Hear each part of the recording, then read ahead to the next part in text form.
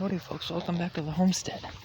This episode, we have a little educational moment for those who don't know much about gardening.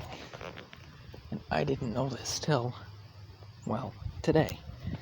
But we have flowers right there, and that's indication that that's getting ready to turn to your broccoli crop. And I was not aware of that till I got to looking at it. So those flowers are going to turn into the seed heads.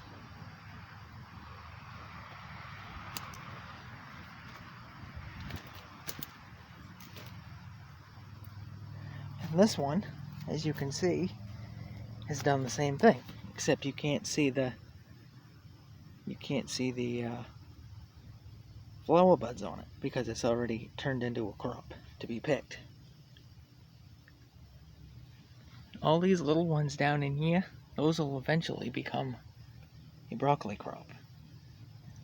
The same with the rest of this row, except for the corn down there.